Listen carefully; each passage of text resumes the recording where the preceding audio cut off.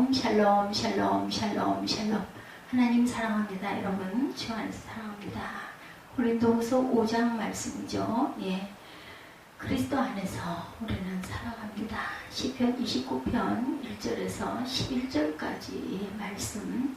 예, 그리고 고린도후서 5장 15절부터 21절까지 말씀을 가지고 함께 은혜를 나누도록 합니다. 바울은 5장에서 이 땅에서의 장막집과 영원한 하늘의 집을 비교하면서 자신의 소망을 고백합니다. 그리고 모든 인간은 최후의 심판 때 예수 그리스도 앞에 서게 된다, 이렇게 경고하죠. 마지막으로 교회 안에서 육체적 자랑을 일삼는 자들을 경고하면서 그리스도를 본받아 화목해야 함을 강조합니다. 전체를 봅니다. 무너지는 땅의 장막집이라고 1절에서 말씀하고 있죠. 만일 땅에 있는 우리 장막집이 무너지면 하나님께서 지으신 집 곧 손으로 지은 것이 아니요 하늘에 있는 영원한 집이 우리에게 있는 줄 아느니라. 장막집이 무너져도 하늘에 영원한 집이 우리에게는 있다. 이 세상에 있는 것들은 아무것도 영원하지 못하죠. 모두가 유한한 것들이고 지나가 버리는 것들이다. 산도 영원하지 못하고 하늘도 영원하지 못하고 우리가 딛고 선 땅도 영원하지 못함을 알아서 세상에 소망을 두는 어리석음을 범하지 말아야 되겠죠.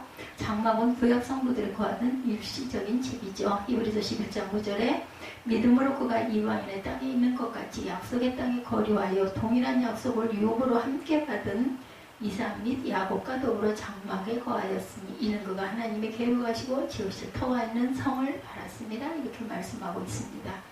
현세 및 육체를 뜻합니다. 베드로서 1장 13절에 내가 이 장막에 있을 동안 너희를 일깨워 생각나게 하며 옳은 줄 여기노니 이는 우리 주 예수 그리스도께서 내게 지시하신 것 같이 나도 나의 장막을 벗어날 것이 임박한 줄 압니다. 장막은 구약의 성도들에게 또한 신약의 우리들에게 그죠? 예, 우리 육체를 말하고 있다는 것. 영원한 집 4절에 말씀합니다. 이렇게 입으면 우리가 벗은 자들로 발견되지 않게 하려 합니다. 말씀하죠. 참으로 이 장막에는 우리가 짐진 것 같이 탄식하는 것은 벗고자 함이 아니요 오히려 덧입고자 하느니 죽을 것이 생명의 삼킴 바 되게 하려 함이라 말씀하죠. 바울이 확신하고 있었던 하늘의 장막집은 사람의 건축 기술로 시공된 것이 아니라 하나님께서 지으셨다라는 말은 완전하고 거룩함을 의미합니다. 이 장막은 하늘에 있는 집 천국을 가리킵니다. 바울은 이 나라에 대한 확고한 소망을 가지고 있죠. 우리들은 바울처럼 천국을 소망하고 살아야 됩니다. 성도들이 탄식하면서 하늘의 처소를 사모하는 것은 성도의 길, 즉 신앙생활에 따르는 고통이 얼마나 큰 것인지를 잘 말합니다. 바울이 탄식하면서 하늘로부터 오는 초소를 간절히 사모한 것은 임박한 종말에 대한 의식과 살아서 들림을 받고자 했던 그의 바람을 보여주고 있죠. 썩지 않을 기업이다. 베드로전서 1장 4절에 썩지 않고 더럽지 않고 쇠하지 아니하는 유업을 잊게 하시나니 곧 너희를 위하여 하늘에 간직하신 것이라.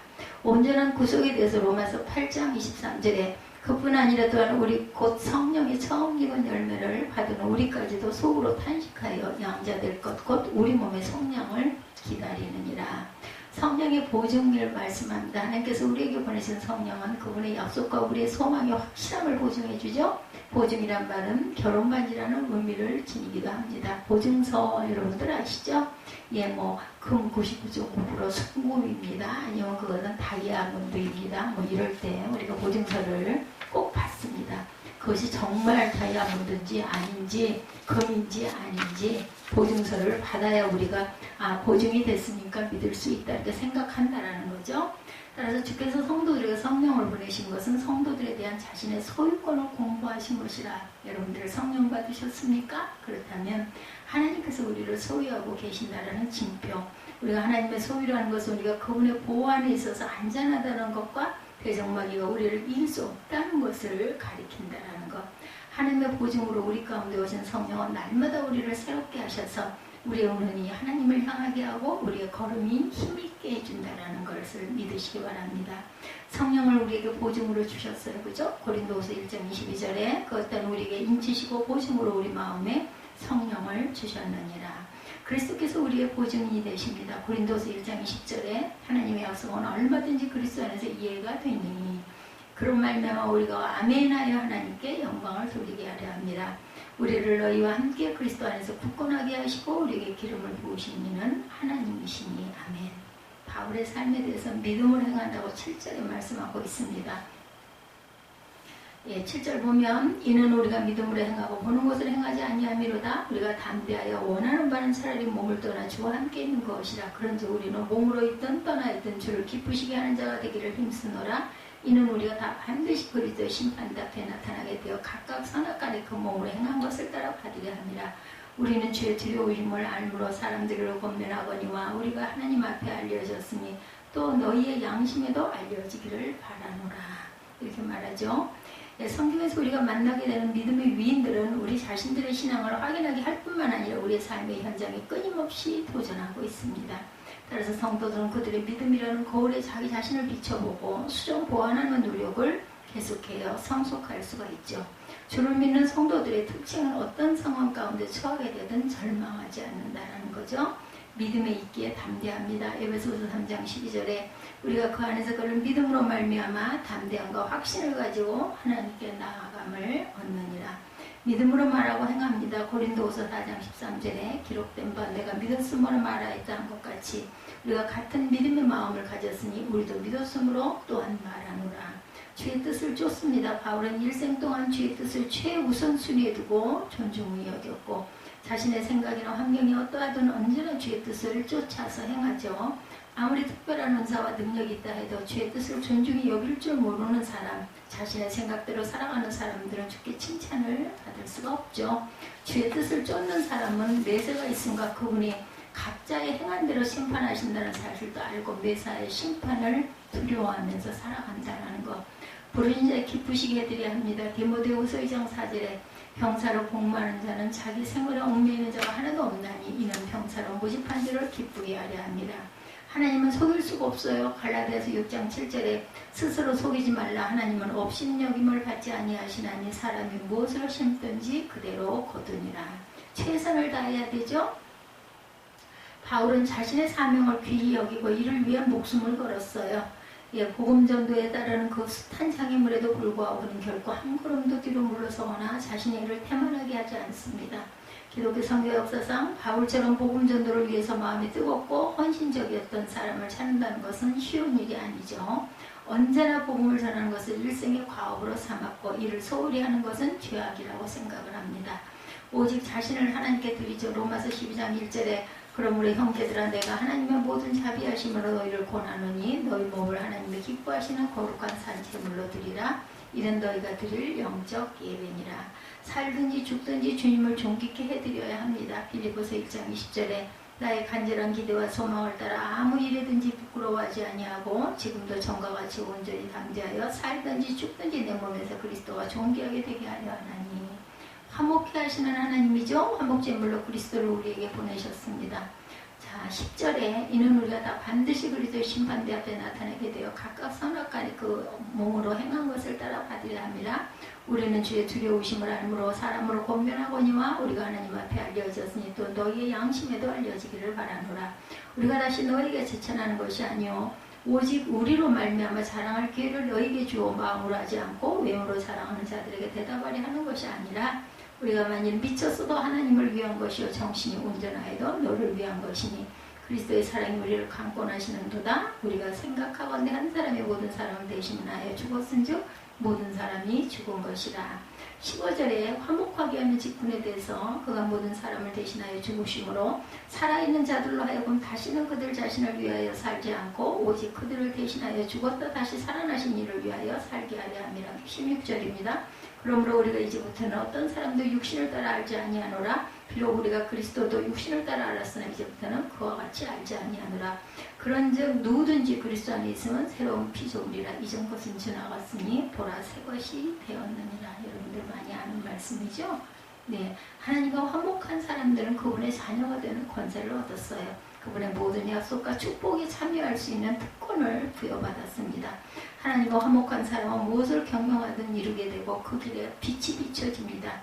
만물이 주에게서 나죠. 로마서 11장 36절에 이는 만물이 주에게서 나고 주로 말미암고 주에게로 돌아갑니다. 그에게 영광이 세세히 있을지어다.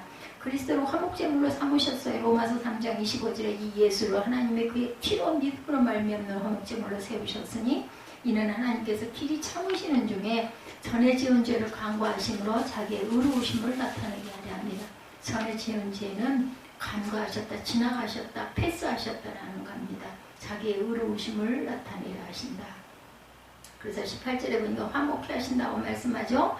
모든 것이 하나님께로 났으며 그가 그리스도로 말미암아 우리를 자기와 화목하게 하시고 또 우리에게 화목하게 하는 직분을 주셨으니 곧 하나님께서 그리스도 안에 계시사 세상을 자기와 화목하게 하시며 그들의 죄를 그들에게 돌리지 아니하시고 화목케 하는 말씀을 우리에게 부탁하셨느니라. 그러므로 우리가 그리스도를 대신하여 사신이 되어 하나님이 우리를 통하여 너희를 권면하시는 것 같이 그리스도를 대신하여 간청하느니 너희는 하나님과 화목하게 하라. 하나님의 죄를 알지도 못하신 이를 우리를 대신하여 죄로 삼으신 것은 우리로 하여금 그 안에서 하나님의 의가 되게 하려 하심이라. 죄를 알지 못하는 이로 어떻게 하셨어요? 죄를 알지 못하시는 이로 죄로 삼으신 것 예수 그리스도시죠. 그 안에서 하나님의 의가 우리로 하여금 되게 하려 하심이라.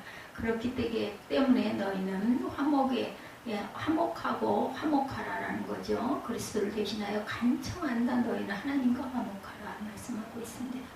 우리 죄를 대신 지신 분 고린도후서 5장 21절이죠. 하나님의 죄를 알지는 못하신 이를 우리를 대신하여 죄로 삼으신 것은 우리로 하나님 그 안에서 하나님의 의가 되게 하려 하심이라. 화목의 직책을 주셨다라고 18절에도 모든 것이 하나님께로 났고 그가 그리스도로 말미암아 우리를 자기와 화목하게 하시고 우리에게 화목하게 하는 직분을 주셨기 때문에 우리로 하여금 그 안에서 하나님의 의가 되게 하려 하시려고 하나님의 죄를 알지 못하는 예수 그리스도를 대신하여 죄를 삼으셨다. 화목제물이 되어야 한다는 거죠. 우리 성도를 예수 그리스도가 화목제물로 자기의 몸을 들여 희생제물이 되신 것처럼 화목제물이 되어야 한다. 성도는 화목한 가정을 건설하기 위하여 제물이 되어야 하며 화목한 교회와 사회를 건설하기 위하여 제물이 되어야 합니다. 화목제물이 되려면 우선 자신이 화목할 수 없는 죄악된 요소를 제거해야 되겠죠. 교만과 미움과 분노와 탐욕과 온갖 이기주의에 의한 자기 유익을 구하는 화목할 수 없는 것들을 회개하고 제거해야 합니다. 우리를 대신해서 정죄받은 그리스도시죠. 모든 사람과 화평하라고 말씀합니다. 로마서 12장 18절에 할 수 있거든 너희로서 모든 사람과 더불어 화목하라. 아멘. 우리는 고린도후서 5장을 통해서 천국의 소망을 든 바울사도의 담대한 삶을 다시 들여다봅니다. 많은 사람이 하나님을 알고 천국의 존재를 믿고 있지만 실제 삶을 보면 의문스러울 때가 많죠. 천국의 소망을 두고 고난이 극심할지라도 기뻐한 바울의 신앙을 본받아서 이 땅에 소망을 두거나 집착하는 삶을 살지 않도록 해야 되겠다. 오늘 고린도후서 5장 말씀에 바울은 그리스도 안에 있으면 새로운 피조물이라 하지 많이 하는 말씀이죠. 고린도서 5장 17절. 예수를 믿는다는 것은 새로운 피조물, 새로운 존재가 되는 것을 의미합니다. 예수님을 믿을 때 저와 여러분은 죄인이 아닌 하나님의 자녀가 되고 하나님 나라의 백성으로 새로운 삶을 살아가게 되죠. 근데 새로운 피조물이 되기 위해서는 한 가지 조건이 있는데 그것은 그리스도 안에 있어야 한다. 하나님께서 우리를 부르신 이유는 우리가 그리스도 안으로 들어가 영원한 생명과 영적인 풍성함을 누리며 살아가기를 원하셨습니다. 그리스도 바뀐 세상에서는 하나님께서 주시는 이러한 축복을 누릴 수가 없어요. 밖에서 살면. 우리가 그리스도 안에 있기 위해서 해야 할 일은 먼저 세상과 그리스도 사이에 있는 경계선을 넘는 결단과 행동이 있어야 합니다. 세상을 뒤로하고 경계선을 넘어 그리스도 안으로 완전히 들어가야 되죠. 그럴 때 새로운 피조물이 됩니다. 오늘날 미국이나 유럽의 많은 나라들이 자신들 나라의 국경을 무턱대고 넘어오는 난민을 어떻게 대할 것인가를 고민하고 있다고 그러네요. 2015년 3월에 터키 지중해 해변에 파도에 떠밀려 죽은 3살배기 어린아이의 사진이 세상에 공개되면서 세상 사람들을 마음이 아프고 한 적이 있다고 그러죠. 그 아이는 시리아의 내전을 피해 유럽으로 피난 가려고 배를 타고 지중해를 건너던 시리아 난민 중에 한 명이었다고 합니다. 시리아 난민들을 비롯해서 많은 난민이 죽을 수도 있는데 그들 앞에 놓인 국경을 넘어가려고 하는 것은 국경을 넘어 다른 나라 안으로 들어가면 새로운 삶이 시작될 것이라는 기대감이 있기 때문이겠죠. 때로 목숨을 걸 정도로 경계를 넘어가는 것이 그들에게는 가치가 있는 것이었을 겁니다. 하나님께서 우리가 세상의 경계를 넘어 그리스도 안으로 들어가기를 원하세요. 그래서 영적인 풍요한 삶을 누리기를 원하십니다. 많은 기독교인들이 아직도 세상과 그리스도의 경계선 사이에서 망설이고 살아가고 있어요. 어떨 때는 새로운 피조물인 것 같기도 하고 어떨 때는 세상 사람들과 다를 바 없는 사람일 때도 있습니다. 오늘 말씀을 통해서 그리스도 안에서 새로운 피조물이 된다는 게 무엇이고 어떻게 새로운 피조물로 삶을 살아갈 수 있을지를 다시 한번 기억하고 묵상하시기 바랍니다. 먼저 그리스도 안에 있는 새로운 피조물의 특징은 삶의 목적이 달라졌다는 것입니다. 본문 15절 후반부에 오직 너희를 대신하여 죽었다 다시 사신 자를 위하여 살게 하려 함이라 말씀하죠. 우리가 새 것이 될 수 있는 것은 우리의 삶의 목적이 나를 위해서가 아니라 그리스도를 위해서 살아갈 때, 바울은 예수 그리스도를 믿는 이후에 그의 삶의 목적이 바뀐 대표적인 사람이죠. 갈라디아서 2장 10절이죠. 내가 그리스도와 함께 십자가에 못 박혔나니 그런즉 이제는 내가 산 것이 아니요 오직 내 안에 계신 그리스도께서 대신 사신 것이라. 아멘. 이제 내가 육체 가운데 사는 것은 나를 사랑하사 나를 위하여 자기 몸을 버리신 하나님의 아들을 믿는 믿음 안에서 사는 것이라고 고백합니다. 예수님을 믿고 새 사람으로 바울이 변화가 되죠. 그전엔 자신의 의를 이루고 자기를 자랑하기 위해 살았습니다. 이를 위해 교회를 욕하고 핍박하고 살았는데 예수 그리스도를 믿고 새로운 피조물이 되니 예수만을 위해 살게 되죠. 예수님 때문에 바울의 말이 달라지고 성품과 행동이 달라졌어요. 그는 더 이상 다른 이들을 핍박하는 자가 아니라 핍박당하는 자가 됩니다. 그는 강박했던 성품이 사라지고 예수님의 성품과 같이 자신을 핍박하는 이들을 불쌍히 보고 그들을 구원하기 위해 헌신을 합니다. 바울이 자신이 속했던 세상을 버리고 그리스도 안에서 경계를 넘어 들어왔기에 이러한 새로운 변화의 사람이 된 것이죠. 우리가 그리스도 안에 있을 때 듣게 되는 말, 뭔가 달라졌다는 거죠. 저 사람 교회 다니더니 이상해졌어.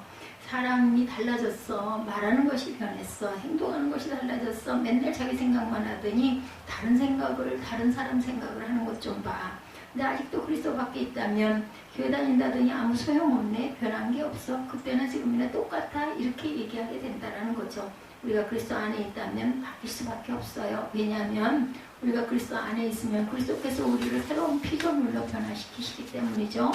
예수 그리스도께서 죄인된 우리를 살리기 위해서 영광된 곳에서 죄된 땅의 경계를 넘어서 오셨듯이 이제 우리가 나를 위해 살던 세상의 경계를 넘어 그리스도 안으로 들어갈 때 새로운 피조물로 하나님의 영광되게 하는 존재로 살아가게 될 줄로 믿습니다.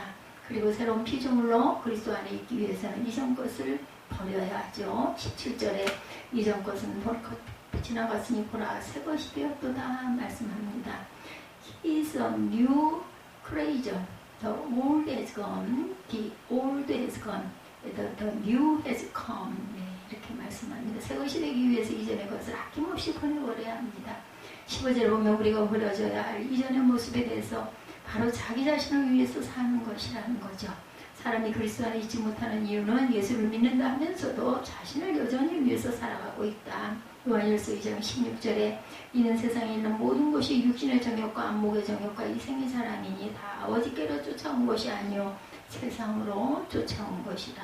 세상에 속한 사람들은 자신의 몸이나 눈의 만족을 위해 살아가고 또한 자기 자신을 자랑하기 위해서 살아갑니다.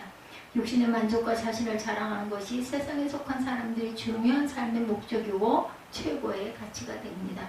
이전 사람에게 있어서 공부를 하는 목적도 내가 잘 되기 위한 것이고 좋은 직장을 구하고 돈을 벌고 먹는 것도 자기 자신을 위하는 것이죠. 심지어 교회를 다닌다 할지라도 내 신의 안일함과 풍요를 취하거나 나를 세상에 드러내기 위한 목적으로 교회에 다닌다면 사람은 그리스도 안에 있는 것이 아니라 아직 세상에 머무르고 있는 것이라는 것. 하나님께서는 우리가 이전에 나를 위하여 살던 옛사람의 모습을 버리고 새로운 피조물이 되기를 원하십니다. 그러기 위해서는 무엇이 정말 가치가 있는지 그 가치의 변화가 필요하죠. 내 몸의 풍요와 만족, 내 자신의 자랑을 위해 살아가는 것보다 중요한 가치가 있음을 우리가 깨달아야 되겠죠. 바울은 예수를 믿는 그 믿음 후에 가장 귀한 가치를 알았기에 자신을 위해서 살던 과거의 삶을 확실하게 버렸던 사람. 빌보서 3장 7절에 무엇이든지 내게 유익한 것을 내가 그리스도를 위하여 다 해로 여길 뿐더러 모든 것을 해로 여김 내 주 그리스도 예수를 아는 지식이 가장 고상함을 인합니다. 이렇게 말합니다. 무엇이든지 내게 유익하던 것을 내가 그리스도를 위하여 다 해로 여길 뿐더러 모든 것을 해로 여기면 내 주 그리스도 예수를 아는 지식이 가장 고상함을 인합니다. 바울은 자신이 핍박했던 예수가 다른 어떤 것보다 가장 귀한 가치가 있는 분이라는 것을 깨닫게 됩니다. 그래서 바울은 자신이 가진 세상적인 모든 것을 포함하더라도 포기하더라도 예수 그리스도 안에 머물고자 했습니다. 이 세상에 어떤 것도 우리를 죽음에서 영생으로 옮겨 놓을 수 있는 존재가 없어요. 이 세상에서 아무리 많은 것을 소유하고 강력한 권세를 가졌다 할지라도 그것이 우리의 영원한 생명으로 이끌지를 못합니다. 이 세상에 있는 어떤 것도 우리에게 영생의 기쁨과 영적 풍요를 줄 수는 없습니다. 그리스도만이 우리를 죄로부터 구원해 주시고 우리를 하나님의 자녀로 영생으로 살아갈 수 있도록 하시는 유일한 분인 줄로 믿습니다. 그리고 그리스도 안에 있을 때 하나님의 자녀의 특권을 누리면서 살게 되는 줄로 믿습니다. 세 번째 마지막으로 새로운 피조물은 하나님과의 화목을 가장 중요시하는 사람들이다. 20절이죠. 고린도 교인들에게 그리스도를 대신하여 바울이 간청합니다. 너희는 하나님과 화목하라. 아멘. 우리가 한 해를 지내면서 할 수 있는 대로 모든 사람과 화평하기를 힘써야 합니다. 그렇지만 가장 화목하기를 힘써야 할 대상은 하나님과이죠. 하나님과 불화한 사람은 축복이 될 수가 없습니다. 우리가 세상에 속해서 나 자신을 위해 살아갈 때 하나님과 불화할 수밖에 없죠. 우리가 세상적으로 사랑할 것이 많고 사람들이 불화하는 삶을 살아간다 할지라도 하나님과의 관계가 불화하면 그런 것들은 아무 가치가 없습니다. 우리가 누구보다 화목해야 할 사람은 하나님이시라는 것. 우리가 이 세상에 많은 사람들과 화목하더라도 하나님과 화목하지 못하면 그 삶은 하나님의 진노 가운데 있다라는 것. 다른 사람과 만날 시간이 없어도 하나님과 만나기 위해 시간을 내어 기도하며 예배해야 합니다. 다른 사람의 말을 못 들어도 하나님 말씀을 듣기 위해서 말씀의 자리에 나와야 합니다. 다른 사람의 말은 순종하지 못해도 하나님의 말씀은 목숨을 다해 순종해야 합니다. 그때 우리는 새로운 피조물로 그리스도 안에서 하나님과 화목한 삶을 살아갈 수가 있다는 거죠. 그리고 하나님께서는 그러한 자녀를 책임져 주신다는 겁니다. 2021년 한 해 새로운 피조물로 그리스도 안에서 변화된 삶을 살아가실 수 있기를 바랍니다. 아직 그죠? 9, 10, 11, 12, 4개월이나 남았습니다. 내 육신의 풍요와 안위를 위해 살아가던 과거의 모습을 넘어서 그리스도를 위해서 사는 그리스도 안으로 완전히 넘어올 수 있는 저와 여러분들의 노력 그리고 헌신 그리고 섬김 그리고 순종 이런 마음들이 더 풍성해지시기를 주님의 이름으로 축복합니다. 작년이나 올해나 똑같아 라는 말을 듣는 게 아니라 정말 이제는 예수를 위해서 살아가는 참 성도야 라는 축복을 받는 말씀을 받는 저와 여러분들이 되시기를 주님의 이름으로 축복합니다. 기도하시겠습니다.